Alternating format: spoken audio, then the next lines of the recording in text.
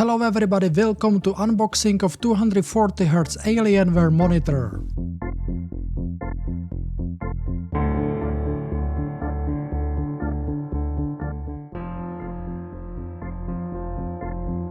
My current monitor setup is ultra-thin IPS monitor from Dell, and my wife also has ultra-thin IPS monitor from Dell. Both of these support QHD resolution and are able to run on 75Hz with 5 milliseconds response time. As you can see, both are very thin and they are proof of an excellent design made by Dell in year 2018 and 2019. We won't be able to get such ultra-thin monitor with Alienware logo unfortunately, but the 240Hz is the only thing which tempted me for an upgrade. While I'm going to fight this huge box, don't forget to hit the subscribe button to get notified on my next video with possible issues I have faced with the monitor, such as red is being pinkish due to default digital vibrance, switching between DisplayPort and HDMI back and forth doesn't recognize the HDMI input, HDMI flickering issues, noise and heat from power unit heatsink of the monitor, and obviously the thickness of the monitor and stand, which consumes half of the desk. I will be talking about the features but also about the negatives in this video, but you are free to skip the unboxing chapter and you can move to chapter with monitor stand mounting or to any other chapter I have included in the video. First step of unboxing was to cut off the transparent tapes, and then there are 4 plastic locks which are locking the cover on the box. So let me just unlock all 4 and then we can take the cover off the box, and inside we have another protective plastic cover under which we can find the very first documentation. It is a quick setup guide which lists the content of the box and then steps on how to assemble the display with the stand riser and stand base. And there is also information with steps on how to turn on and turn off the downlights, as well as how you can rotate the display on the stand riser. There is also a link to the Dell website for additional documentation and drivers.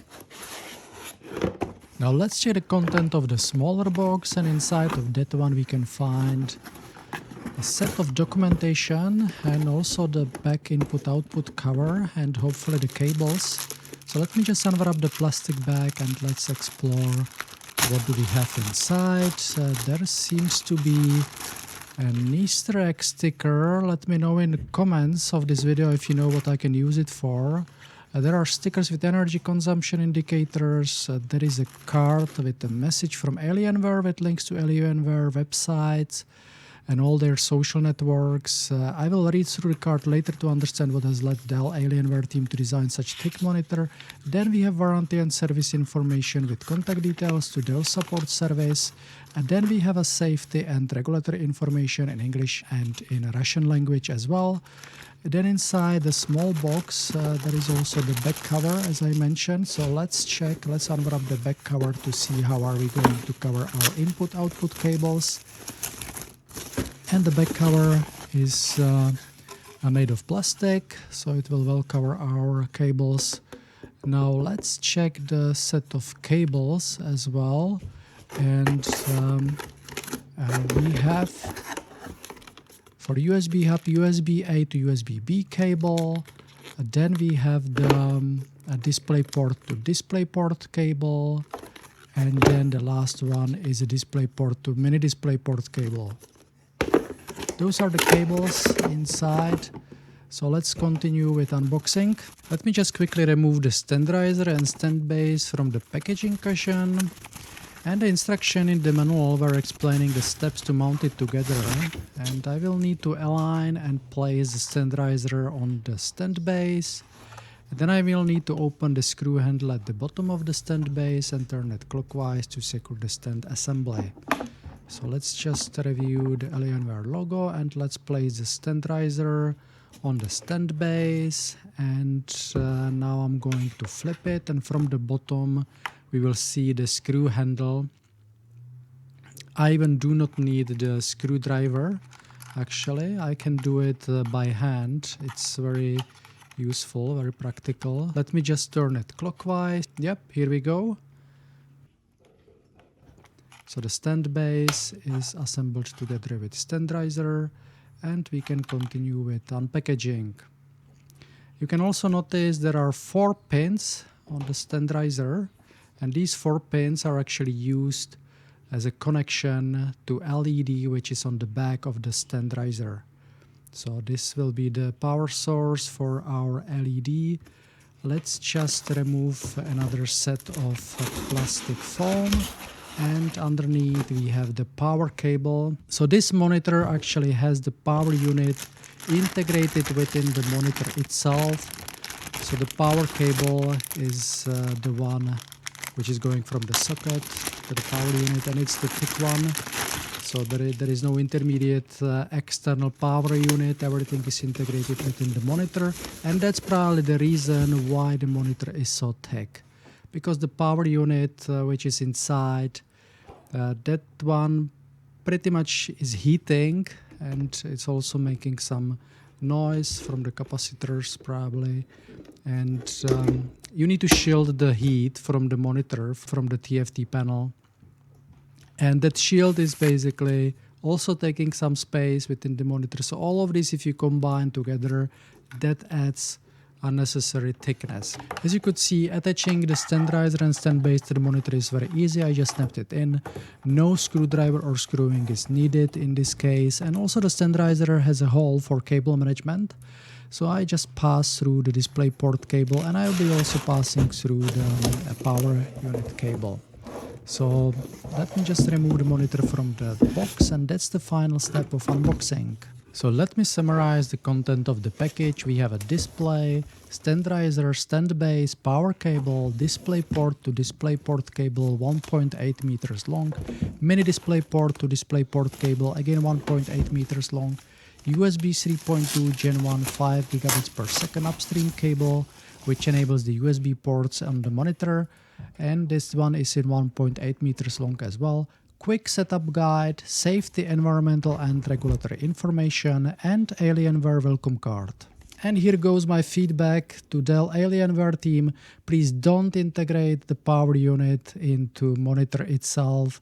We don't care if we have the power unit somewhere under the table or close to the socket, but we do care what we have on the table, and we really want ultra-thin monitors like Dell been designing in 2018 and 2019. If you remove the power unit from the monitor and the heat sinks and the shielding between the power unit and the TFT panel, and also the connector from the power unit can be thinner than, please, we trust you can do it better.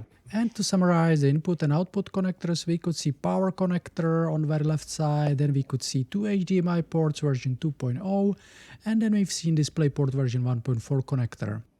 On the right side, we have super speed USB 3.2 Gen 1 Type B upstream port with speed up to 5 gigabits per second. Then we have two USB 3.2 Gen 1 Type A downstream ports and the line out port.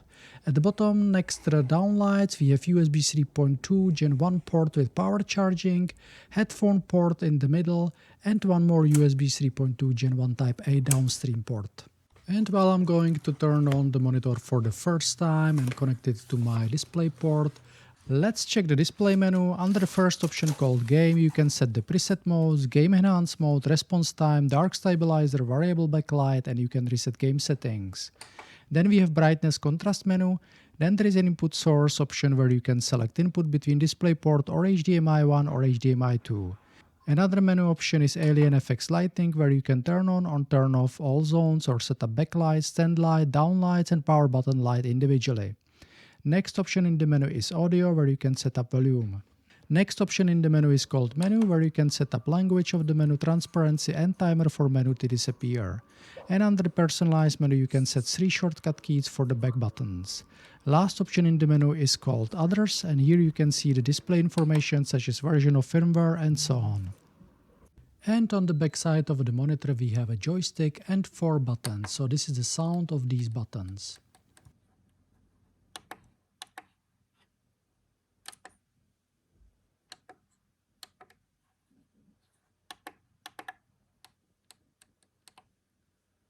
Now let's get back to monitor stand. As you can see, the legs are very long. They are taking lots of space on the table. I have to have notebook over one stand leg, and both stand legs are over my mouse pad. Now make sure you hit the subscribe button to see how did I resolve this in one of my next video, where I will be changing the desk mat to some fancy one. Now let's check the measures and stand flexibility. As you can see, I have a desk around 11 centimeters far from the wall, and the stand riser with the monitor are together around 21 centimeters thick. Now let's lower the monitor to see the minimum height above the desk, and as you can see, you can lower the monitor to 7 centimeters above the desk as a minimum. Now let's check what will be the maximum to raise the monitor on the stand riser, and it will be able to raise it to maximum 20 centimeters above the desk. Understand there is a little space for cable management of your KVM switch or cable from your keyboard to USB hub. You can swivel the monitor 20 degrees to the left and 20 degrees to the right. You can also tilt it by 5 degrees to face the panel down or 21 degrees to face the panel up. Now let's check the LED lighting, and at the bottom of the monitor you can find downlights, and on the right side of the bottom of the monitor there is a power button which also has LED light, and you can set the color of it as well. At the back of the monitor there is a stand riser, and the stand riser has LED light strip oval. And on the back of the monitor itself there is LED light in the shape of Alienware logo.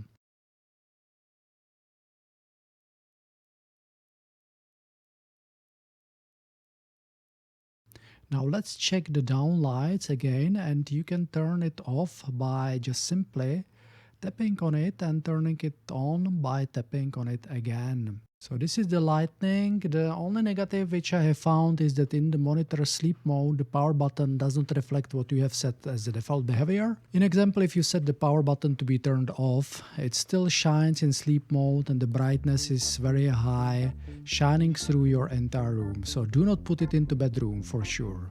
And the final conclusion is that the 240 Hz and 1 millisecond response time is an advantage, but with the look to the monitor thickness, I can say if there is a new ultra thin 240 Hz version, I will insta replace it. You can also notice I have prepared replacement for the stand riser, so hit that little subscribe button to see my next video about unboxing and mounting the Dell single arm stand. Cheers!